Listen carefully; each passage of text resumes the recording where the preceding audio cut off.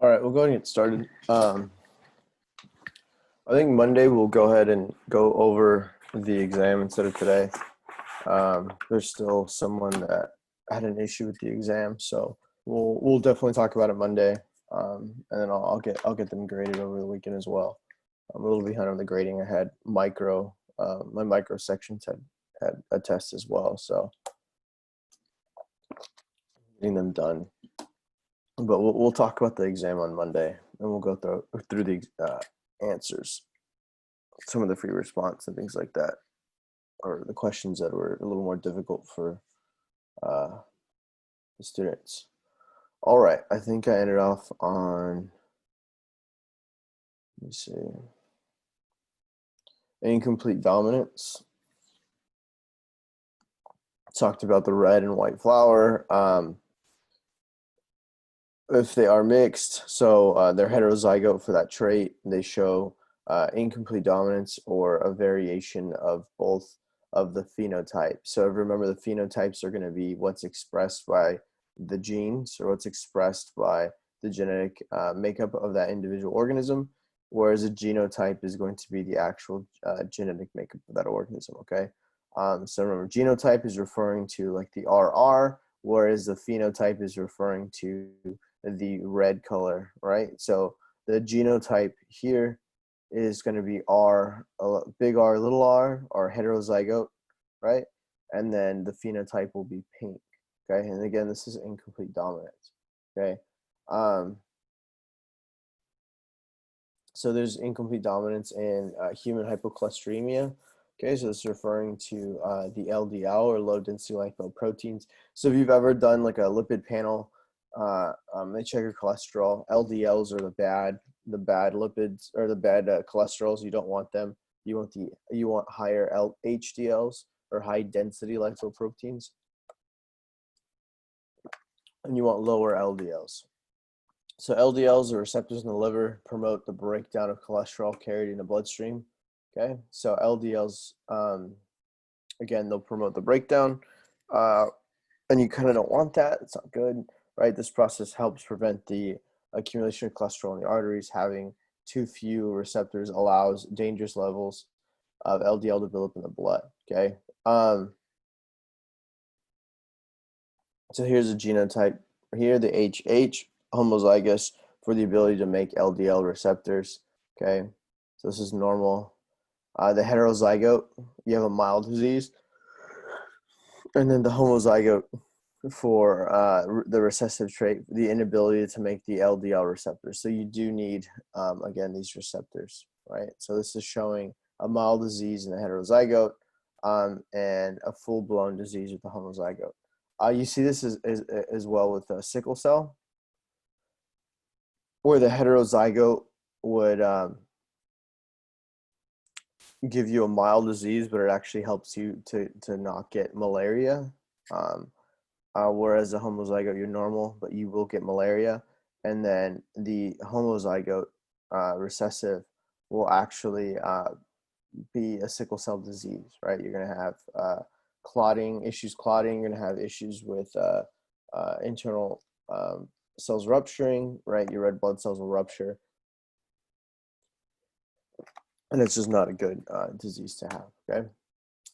So ABO typing, this is an example of multiple alleles and codominance. So ABO groups genetically determine classes of human blood that are based on the presence or absence of carbohydrates, the A and B antigen on the surface of the red cells. So the ABO, sorry, it says ABP, but typo. ABO blood group phenotypes, also called blood types, are A, B, and O. Okay, codominant, they're expressing two different alleles on a gene in a heterozygote. Okay, so with blood, again, you could have a few different types of blood depending on what antigens you receive from your parents, right? So most people, well, depending on the area of the region of the world that you're in, you could have different types of blood that are more common, right? In California, O is quite common in the Latin community, right? I'm actually O negative, so I actually have this no antigen, I have no sugar antigen present on the surface of the blood, and I have no Rh factor, okay, which is it's not shown here, okay, but we'll talk about the Rh factor later, right? So A and B are going to be codominant alleles or codominant carbohydrates being expressed on that red cell, okay? So you have the ability to be both A and B, A or B, okay? So if you're A, you're actually either AA or AO or AI or lacking the antigen, okay? So it depends on what your parents are. So if your parents are both A, right, and they can only they're homozygous for A, they can only donate A. Therefore, you will be homozygous dominant for this AA allele. But you can also be AB, right, or just B. And depending on what your parents are, right, you can be,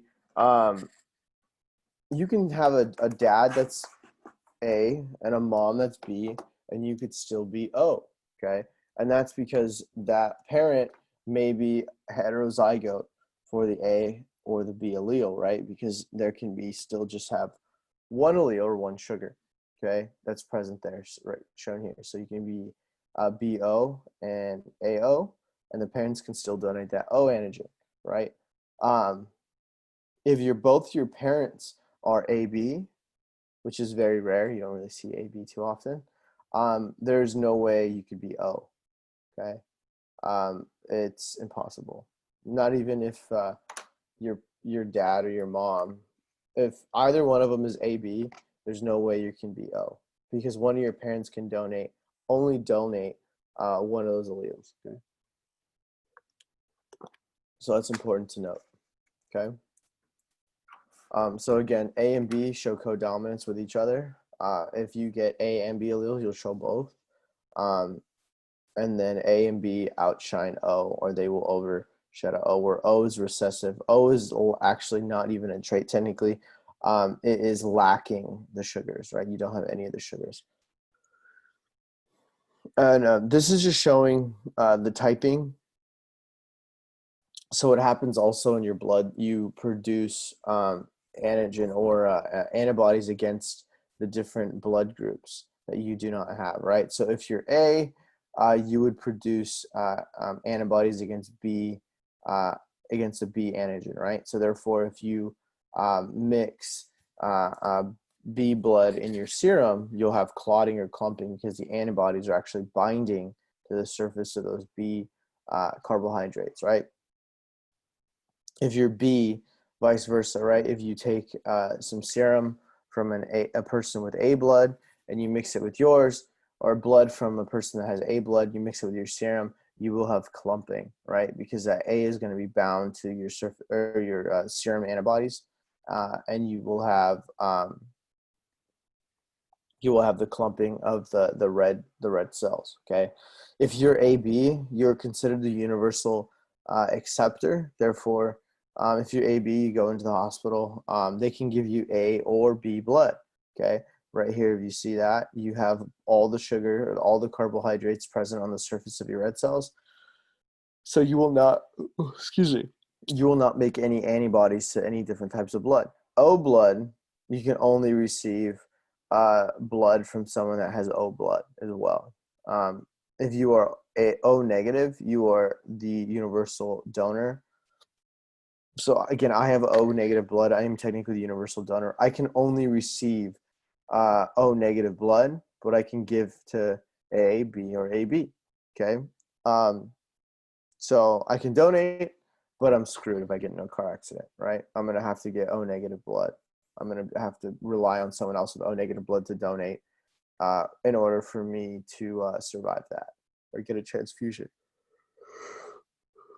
So pleiotropy, again, this is referring to sickle cell disease, which I mentioned earlier. So this is the control of more than one phenotypic characteristic by a single gene. Altering the structure of the protein changes the function, okay? So pleiotropy, again, is referring to more than one characteristic is controlled by a single gene, so one gene. So one gene is referring to as a sickle cell trait. Okay, so here individual homozygous for sickle cell allele, so homozygous recessive.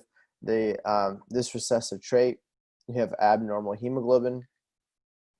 Abnormal hemoglobin crystallizes into long, flexible chains, causing red cells to become sickle-shaped. Sickle cell can lead to cascade of symptoms such as weakness, pain, organ damage, and paralysis. But this again is all caused by the sickling of that red cell, right? So if you're heterozygous for this trait, you have a slight sickling of the red cell. And again, that's preferential in areas of high malaria rates, okay? So this is, the Horn of Africa, along the equator where there's a lot of mosquitoes and a lot of malaria, right? So this trait can be maintained there in those populations. If you're homozygous recessive for the allele, you have sickle cell disease, which is very terrible. Oh, excuse me. And it's problematic, right? That individual will have all these different traits and not a very comfortable life, okay? And you see this a lot in the African American community, okay? So sickle cell disease. And again, that's homozygous recessive. If you're homozygous dominant or you're homozygous normal, you have the normal hemoglobin, you will technically not have protection from the malaria infection, but you'll have normal hemoglobin. You'll have normal shaped red cells. But again, you're going to be at risk of contracting malaria much easier, okay? Pleiogenic inheritance, this is the additive effect of two or more genes on a single phenotypic characteristic. So multiple genes will have an effect on one single phenotype or phenotypic characteristic, okay? So here we have short and tall, right? There's going to be multiple genes that control for short and tall, okay? Right here you have one of 8 different genes, right?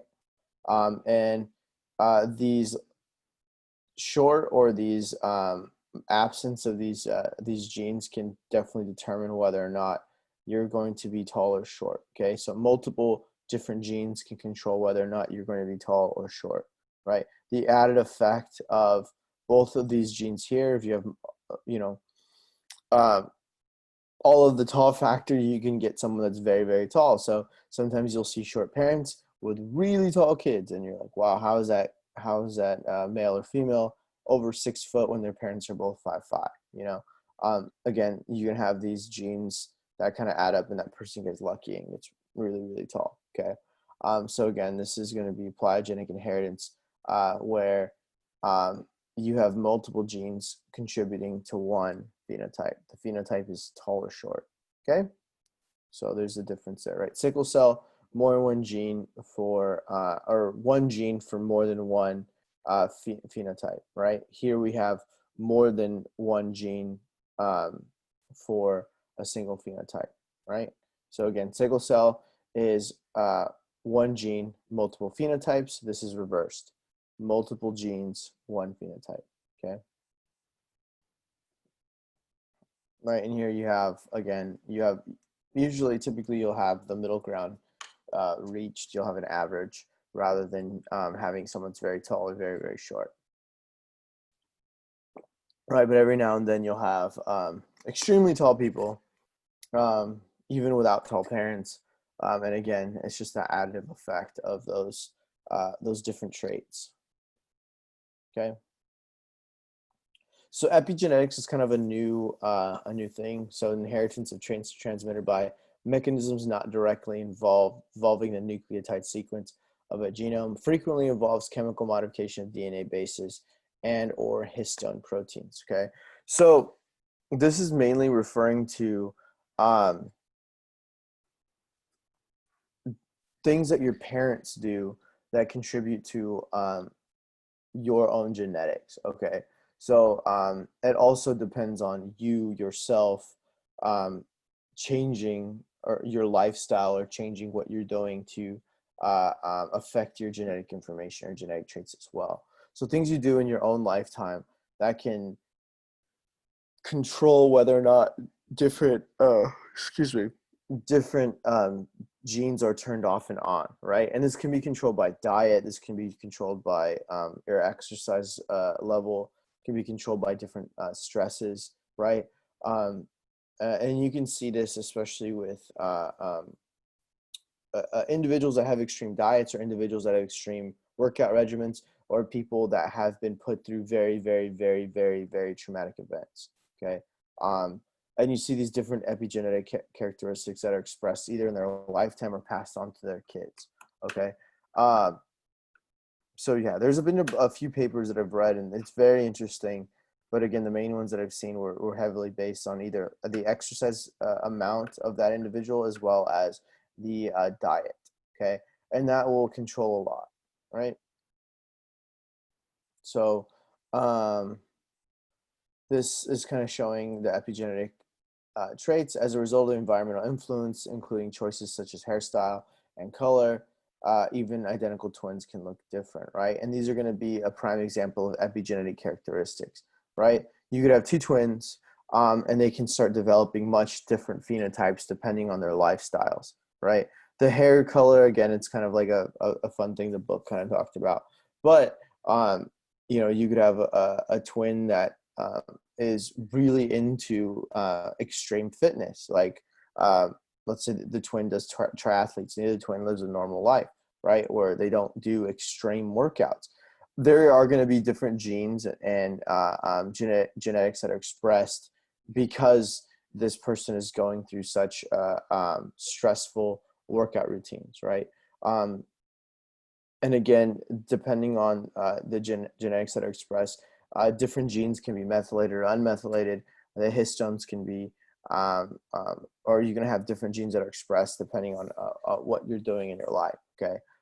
And again, kind of a new field of study. And it's really kind of going against the inheritance idea of you can only get the genes that you're getting from your parents, and you're only going to be using those genetics, right? And that's true. But again, you can have variations of expression of those genes, right? You can change and manipulate what's being expressed depending on your lifestyle, okay? So yeah. So chromosomal basis of inheritance.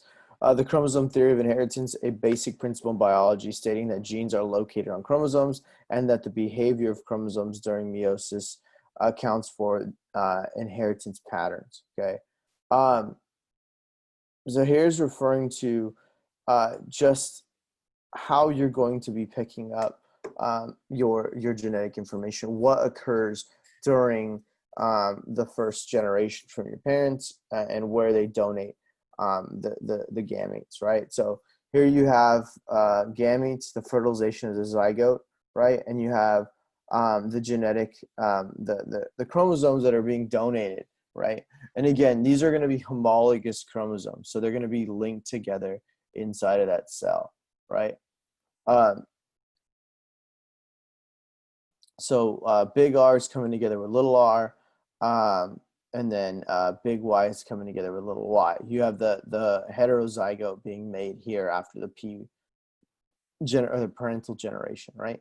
Then you're going to continue to go through meiosis, and you have the law of segregation, and this is kind of showing you that Punnett square, right? This is the monohybrid cross that we were seeing, right? You have YR for the homozygous dominant, and again, you have the recessives, and then you have the heterozygotes shown here, right? Little r, big Y, big R, little y, okay? And again, the genetic inheritance is going to be based on these chromosomes, right? These homologous chromosomes that are paired together and then give you that phenotype, okay?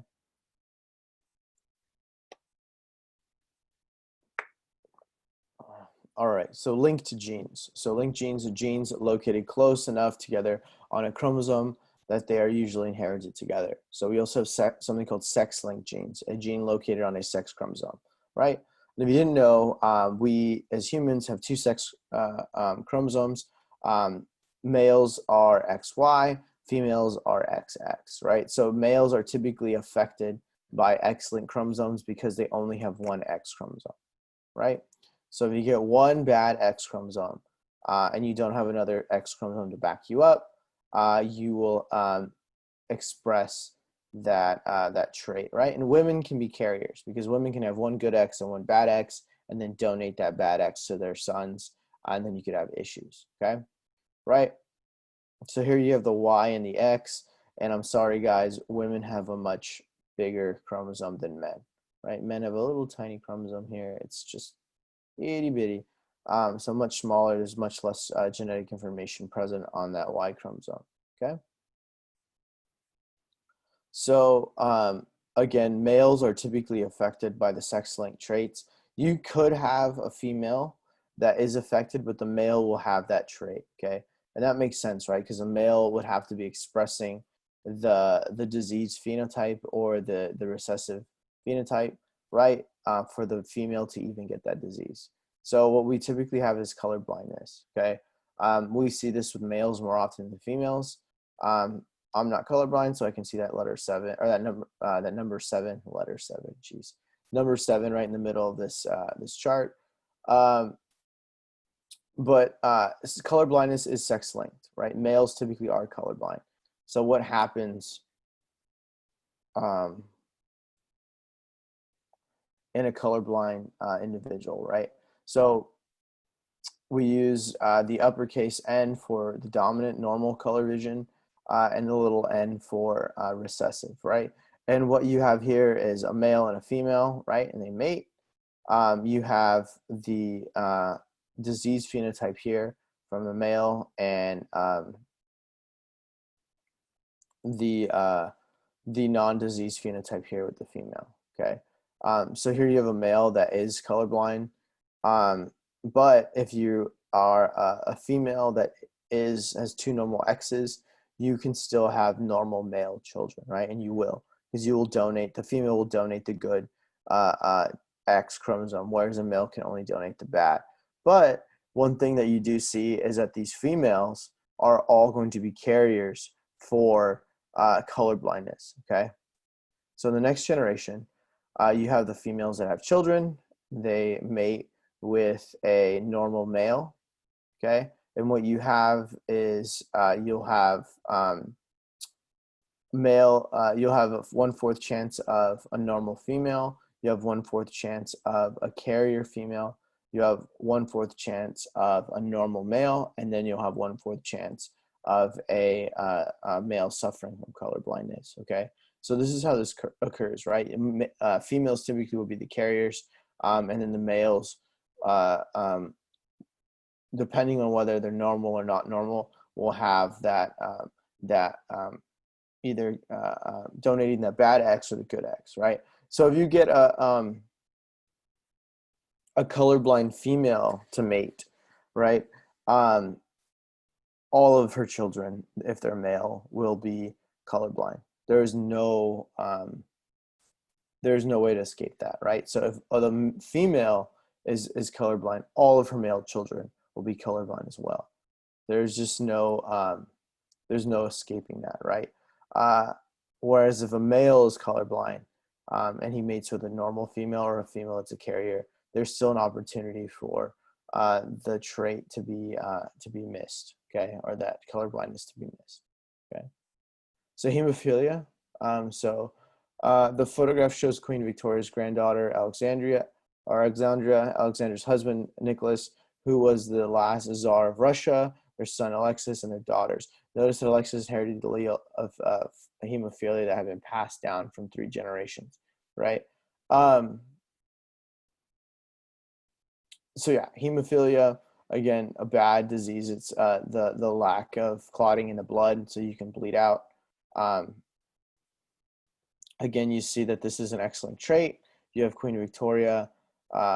Boom will pass this carrying or this trait on to Alice, who will then be a carrier as well. Alice mated with Louis. Again, Alice was a carrier. Louis and Alice had a normal child. Alexandra mated with the Tsar. And then this trait ended up being passed on to Alexis. Okay, so these carriers have potential to make children with the hemophilia, but Alexandria and the Tsar of Russia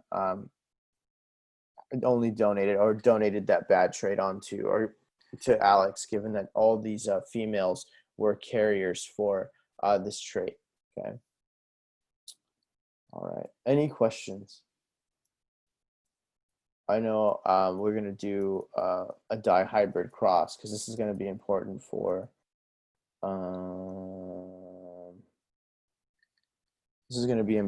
for your lab today. Let me see. So we got R1.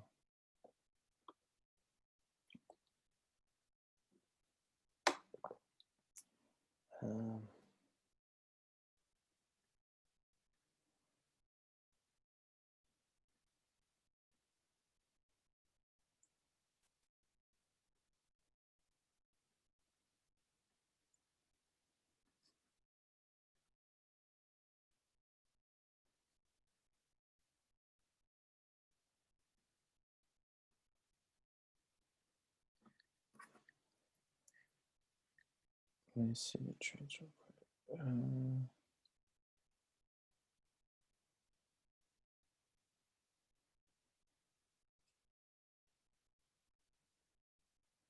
I believe it's R, R, Y, Y, Y.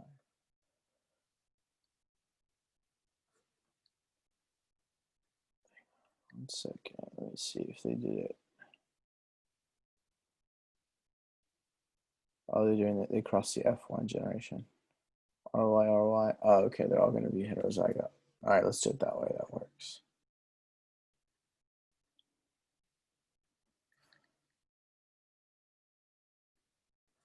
Okay. All right. So this is a dihybrid cross. Whoa.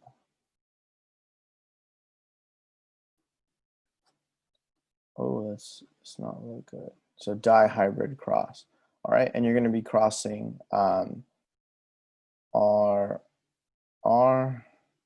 Y, Y, and then R, R, Y, Y. Okay. And again, you want to go from R to big Y, big R to bad Y, little r to big Y, and then little r to little y. Okay. And that'll give you kind of your Punnett square. Okay. So you'll have R, Y, you'll have R, little y, little r, big Y, little r, little y. Okay.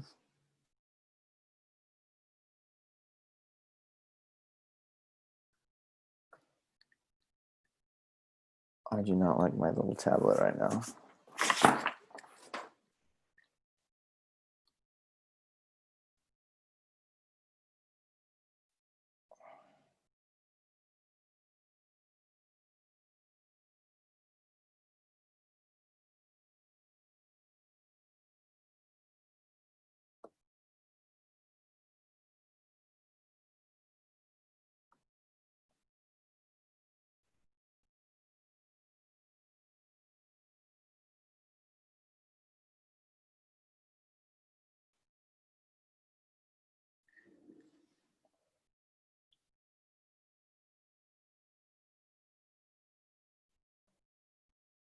All right, so when you're performing these,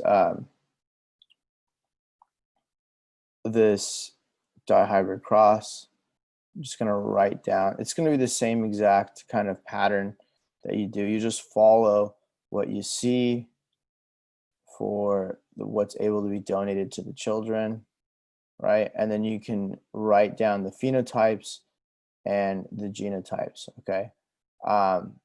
And it's going to be kind of important for you to figure out or answer the questions, okay? So you're just going to go through, you right, and follow the R and the R and the Y and the Y, right? Make sure you write the dominant traits first. All right, this is, you see here. recessive. So you have a dominant, and then you have a recessive trait. You have dominant and a recessive trait.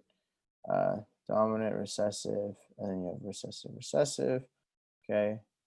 Dominant, recessive, dominant, dominant, dominant, recessive, dominant, recessive, recessive, recessive, dominant, dominant. Right? And you're just going to go down and do these crosses, okay? And again, I'm just going through this question or these problems with you, or this problem or dihybrid cross, because again, you're going to be going through this in your lab today, okay? So R. So what you have here is you have a double recessive here, which you'll have at the very end. So I think it's green. What is it? Green seeds and yellow.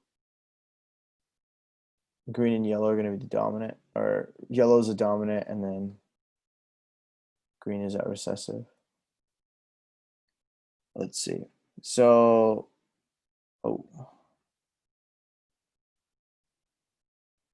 so yellow and solid, or yellow and non-wrinkled. Okay, so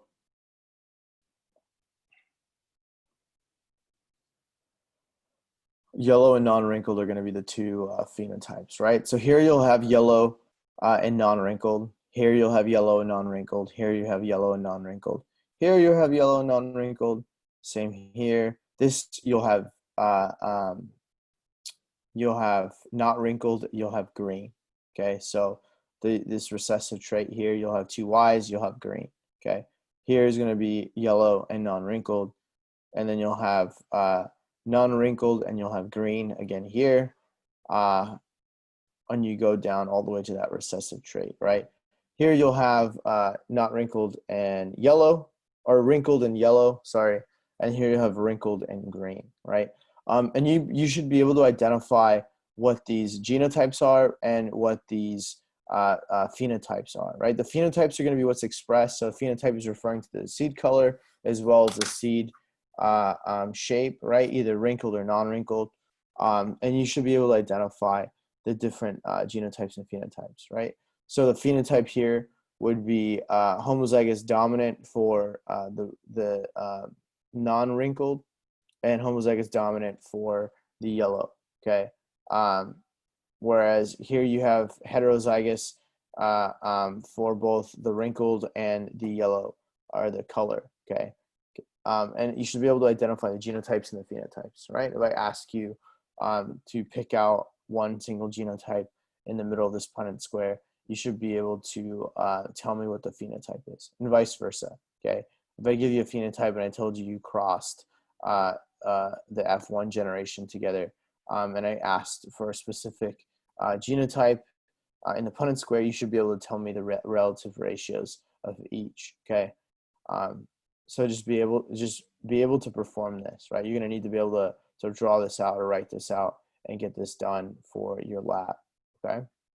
If you have any questions, please let me know.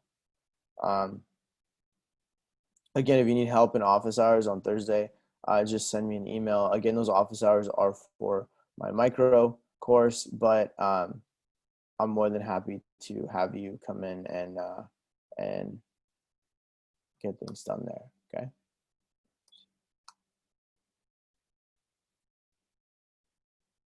All right, we're going to continue on with chapter 10 today too, okay? I don't think I uploaded it to Canvas. I'll upload it right now, sorry. All right, so chapter 10, the structure and replication of DNA and RNA, okay? So more in depth about DNA. Told you we'd get more in depth with DNA. I know we briefly talked about the structure and function of DNA and RNA, but here now we're getting into the nitty gritty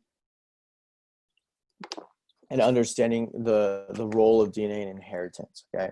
So, and the structure as well. So a nucleotide, an organic monomer consisting of a 5-carbon sugar, which is ribose, bonded to a nitrogenous base and a phosphate group.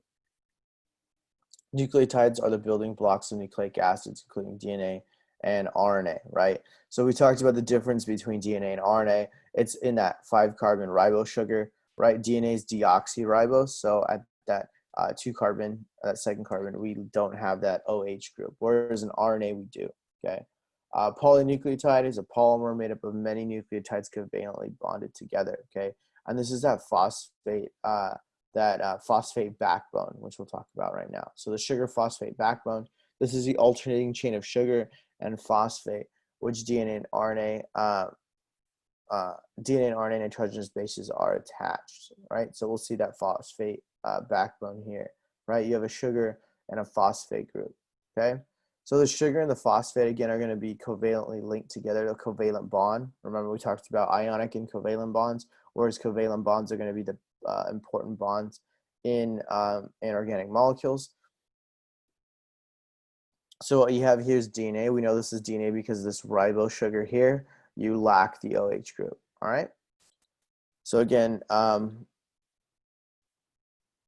this backbone is going to be alternating between, again, this 3-carbon and this 5-carbon sugar, right? The phosphate will be bound to this 3-carbon group here, and you'll have the covalently linked phosphate and sugars, okay? So just know that, right? 5-carbon N is going to be up here, 5-carbon. This is 1, 2, 3, 4, 5. 5-carbon is going to be bound to this phosphate group. This phosphate group will be bound to this 3-carbon, okay? So depending on the orientation of the DNA, remember DNA can be anti-parallel or is anti-parallel when in this form here, in this helical form. And we'll kind of talk about the 5 and the 3-carbon, 3' carbon right now. But again, phosphate binds to the 3-carbon sugar, okay? Just remember that. DNA and RNA structure. So DNA, genetic material that organisms inherit from their parents, a double-stranded helical macromolecule consisting of nucleotide monomers and deoxyribose sugars, a phosphate group, and the nitrogenous bases. You have adenine, cysteine, guanine, and thymine. In RNA, you have uracil instead of thymine, okay? So double helix, the form assumed by DNA in living cells, referring referring to its 2 adjacent polynucleotide strands wound in a spiral shape. Okay, so that's just going to be that nice helix, or that nice structure and shape of the DNA molecule. Okay, thank you, thank you, Lucia. Yeah. All right, so this is going to be that the structure of RNA, which is going to be a little bit different, right? Instead of thymine, we have uracil. So we do have the same or similar structure of DNA, right? You'll have this linked phosphate and sugar, but the main difference again is going to be how this structure forms rather than in RNA, right? Because we have in RNA, we have this extra hydroxyl group, okay? And this can start changing, this will start changing the structure and cause this, the ribose sugar will cause this phosphate and sugar backbone to kind of distort or change the shape. This is unstable, right? RNA is unstable because of that reason, right? We lack the OH group, and that's super important for you guys to understand, that we lack this OH group in DNA that allows for this shape to form. Whereas RNA, you can have really funky, weird shapes because again, you do have that hydroxyl group, and that hydroxyl group will create something called steric hindrance, and that's going to be the collision or the blocking of that molecule, preventing that nice organized form that you see in DNA. Okay. Here's Watson and Crick. So these are the 2 individuals that discovered the structure of DNA in 1953, right? And they had this model, they theorized this model that shows that DNA was actually an anti-parallel double helix, right? So again, 1 strand facing 5-carbon, 1 strand facing 3-carbon, and then you have them wrapped around each other in this nice structure that's very, very strong, okay? So Rosalind Franklin, so using X-rays, Franklin generated some key data that provided insight into the structure of DNA. So these techniques are actually used today. So X-ray techniques are actually used today to look at the structure of proteins and enzymes. So again, very cutting edge stuff back then to even find the structure of DNA, right? Bombarding a molecule with X-rays to actually look at the structure based on the refractive pattern, right? So this is way ahead of its time. Okay. So here you have what you would typically see with DNA in the double helix. Think of it as a rope ladder, and then the rope ladder twists, okay? And this kind of demonstrates how DNA forms and how DNA looks. And again, this twisted structure gives this DNA a very, very, very resilient and very, very resistant molecule, okay? And we can still harvest DNA from crime scenes from years later. We can still harvest DNA from mosquitoes that were trapped in amber uh, um, millions of years ago, you know, back in the era when dinosaurs walked, right? We're still able to isolate some forms of these DNA, even though they are ancient remnants of DNA, right? So again, this structure is very, very, very sturdy, very, very strong.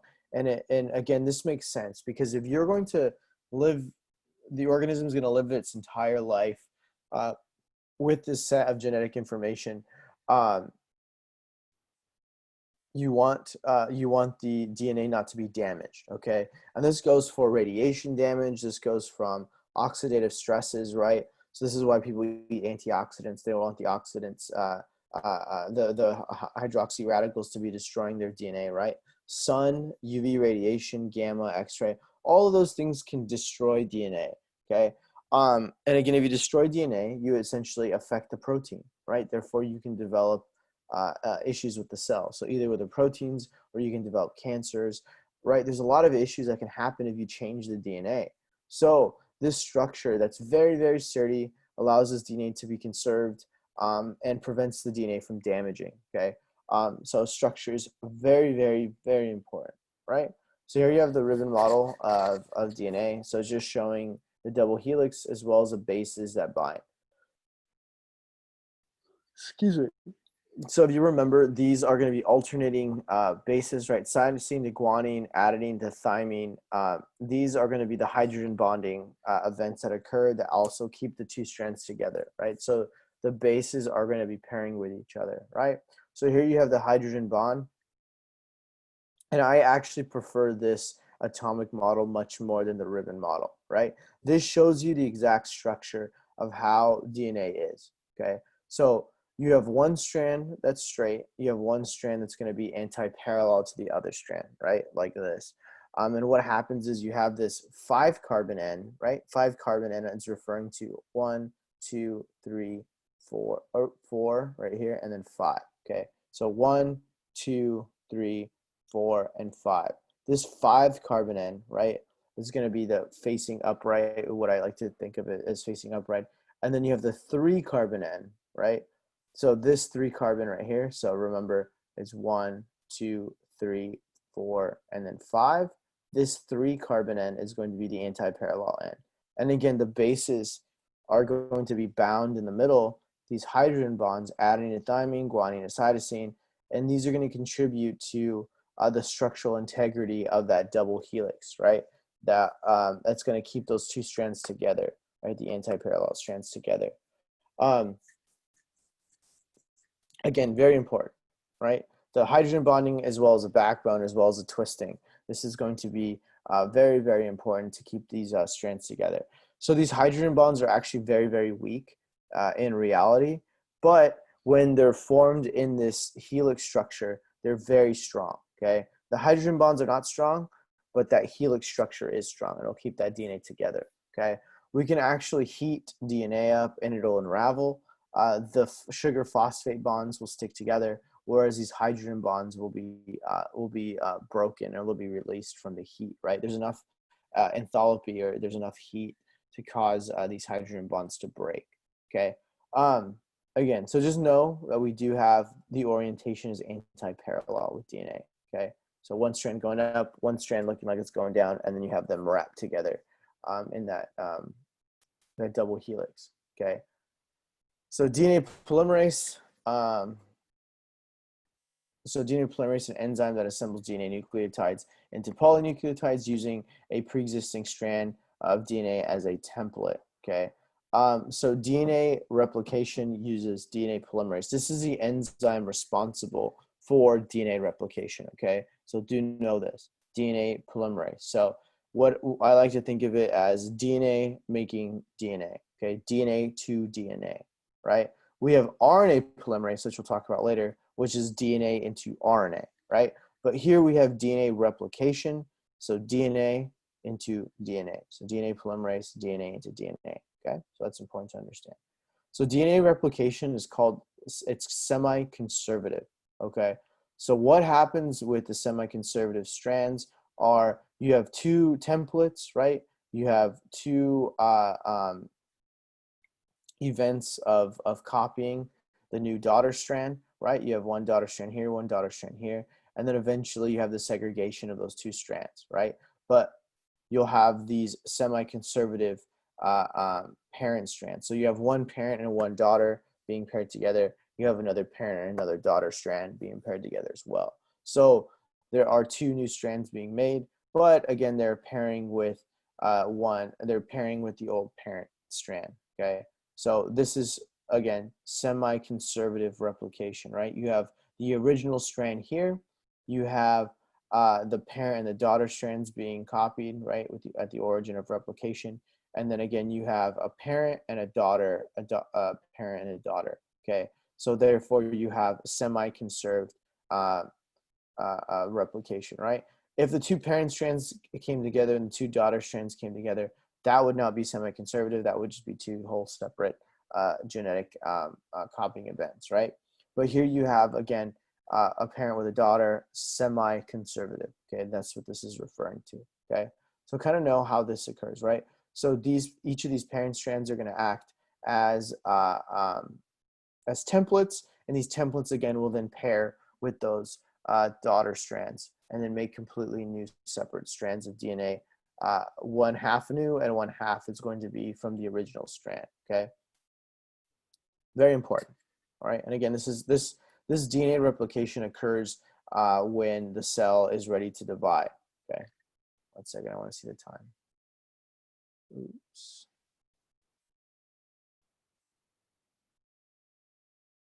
Nine, 10, okay, we got a few more minutes. All right, get through a few more slides. So semi-conservative replication, okay? How an organism's genotypes determine its phenotype, right? Transcription, the synthesis of RNA on a DNA template. Translation, the synthesis of a polypeptide using the genetic information encoded in an mRNA molecule. There is a change of language from nucleotides to amino acids, right? So this is referring to transcription, again, DNA into RNA, translation, RNA into protein, okay? Transcription, think of writing down the rule book, right? Think of, you look at this master copy, think of your DNA as this master copy of information, right? Think of it as the recipe book to everything you're ever gonna need to know, right? About making life, right? So this recipe book is gonna be conserved though, right? You don't want this book to be destroyed. You want a hard copy. You don't want it to be lost if your computer breaks down. You don't want it to be lost if your house caught on fire. This DNA template is going to be the end all be all. Like, think of this as a constitution. Think of this as a very, very important piece of literature that everyone needs to read, and you need to make sure that it's protected, right? And that's going to be your DNA, right? Your DNA is going to be that rule book that just cannot be destroyed and cannot be changed, right? The recipe book that should never change, because this holds, you know, the information to all the best recipes that you're ever going to need, right? So this RNA is actually going to be that piece of paper that you're going to write down the rules from the DNA on, okay? Right? You're going to open the rule book, you're going to read it, and you're going to write it down, right? And that's transcription. You're going to transcribe the DNA into RNA, again, writing down what you need to know, and then you're going to take that outside of the nucleus, and then you're going to perform translation, okay? So again, in eukaryotes, you have the DNA to RNA inside of the nucleus. That RNA will then leave and then you can actually cook that recipe outside of that nucleus, okay, in that cell, right? So again, DNA to RNA, transcription. Translation is going to be RNA or mRNA into amino acids and nucleotides or proteins, okay? So DNA, RNA, RNA to protein, okay? So please know the difference between transcription and translation. It's very important that you do know that, okay? Again, DNA is heavily conserved, and RNA, again, is kind of finicky, right? If you're gonna take the end-all be-all rule book and copy down that information, right? This can be on a piece of paper, a piece of parchment that's not that important, right? That notebook can get destroyed, and who cares, right? And that's exactly what RNA is. It's a very sensitive molecule. It's not very sturdy, and you can have a lot of different changes. We'll talk about viruses later, and some viruses use RNAs or genetic information, right?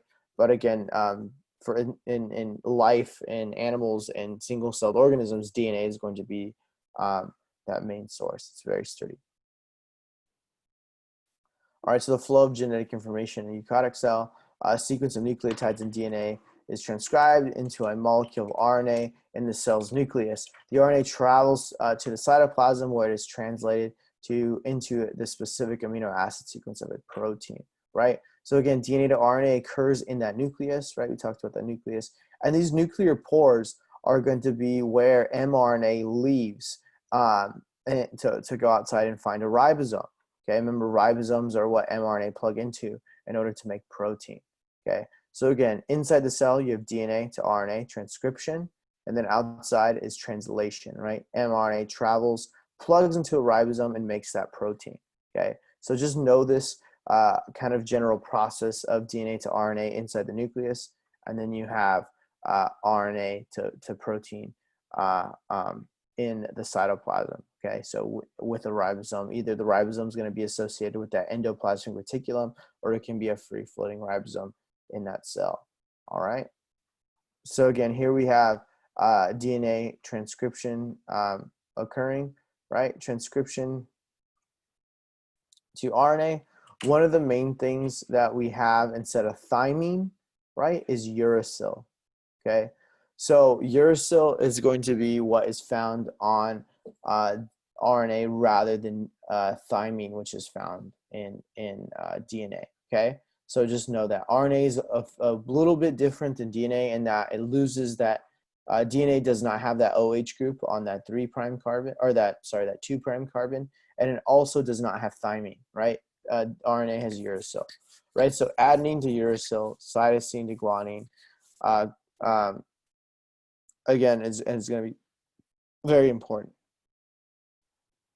So we also read RNA a little bit different, or we read RNA by codons, and these codons are going to be groups of 3 amino acids. Okay, so these 3 groups of amino acids are going to give rise to very specific amino acids. And again, there's 20 to 21 amino acids the body uses, or eukaryotes use. So we do have these groups of 3 that'll give rise to a very, very specific amino acid. Okay, and there can be multiple different codons for each amino acid. Okay, so there's redundancies built into what the codons are, right? So there could be there could be about 3 different codons that will make up one amino acid, okay? And this is going to be read in the ribosome, right? So this codon will be read by the ribosome, and then it'll grab this mRNA or this amino acid to place on and to start making that protein or that polypeptide, okay? So it's read in groups of 3, okay? So genetic code is a set of rules giving the correspondence between nucleotide triplets, codons, and mRNA and amino acids and proteins.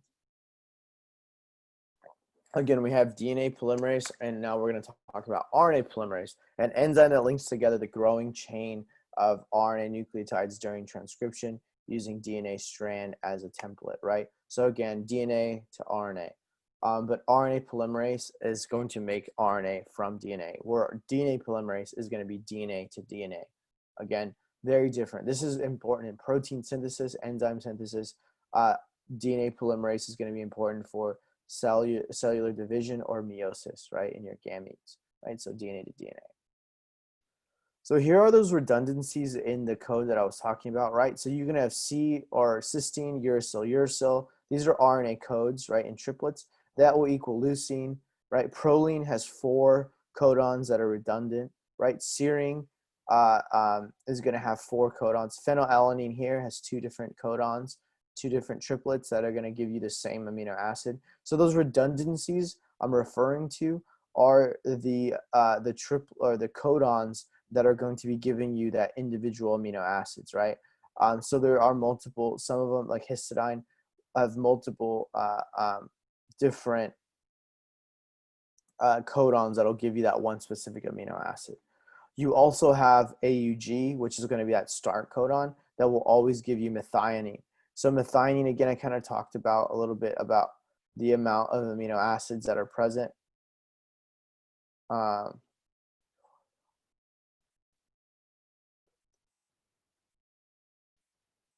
So again, that 21 or 22 methionine is going to be kind of that different, that amino acid is going to start the protein. Okay, what time is it? Hang on. I don't want to overlap. Yeah, we'll stop there. Okay, we'll start here on slide 18 on.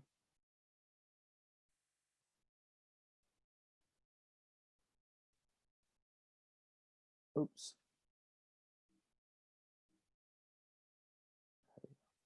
Okay. Again, for this week, you're gonna have you're not gonna have any quizzes or any points that are gonna be based on the questions. I just want you to do the lab. So you have a dihybrid cross, and you're gonna have X-linked traits that are going to be a little bit different. Okay. So the dihybrid cross is going to be similar to what you were doing before with the Drosophila or those little fruit flies. And then I think the big difference today is going to be this X-linked traits. Okay, so go ahead and read everything. Again, you're going to have the fruit flies.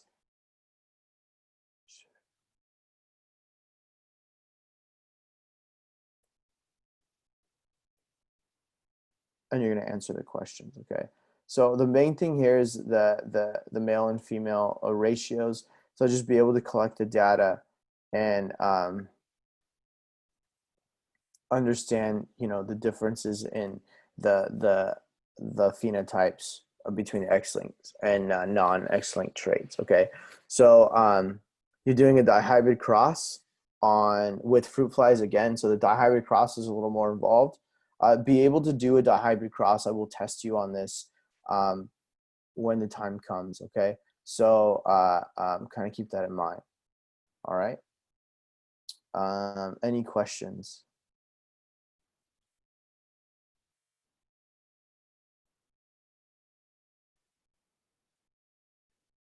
No? Okay. You do have a quiz I will upload tomorrow. And it will be on these last few chapters, okay? So I know we had a test. Again, we'll go over the test on Monday. I'll get those tests graded, and then we'll talk about them, talk about the questions, okay? I know some people had a little bit of issues with the last quiz. That's okay. We'll talk about that as well. Do not worry. I know this is going to be the hardest part of the semester, I think, with the DNA and understanding genetics. This typically is the most difficult time for most students. Okay, so don't worry. We'll talk about it. Please make sure that you try to attend, I think, labs next week. Okay, or the lectures next week. I think it's going to be important. Again, we're going to have a test coming up again shortly next week with evolution. I might push it back a week, but I'm not too sure. There's a lot of information that's there for chapter 2 or exam 2. I know we're a little behind because that week I was sick, but I might still have that exam just to have it, because again, there's still a lot of information that you could pull from. Okay, dihybrid crosses and things like that. But please reach out if you're having any issues. Please email me. Those of you that aren't in lecture, because there's only two of you right now. So yeah, don't be a stranger. Please make it a point to come, or make it a point to reach out to me and come to office hours, or talk to me, communicate with me in general. Okay. Because again, this class can get very difficult very quickly if you're not studying or you're not understanding the concepts, and then if you're not reaching out for help. Okay. So please, please, please reach out. All right.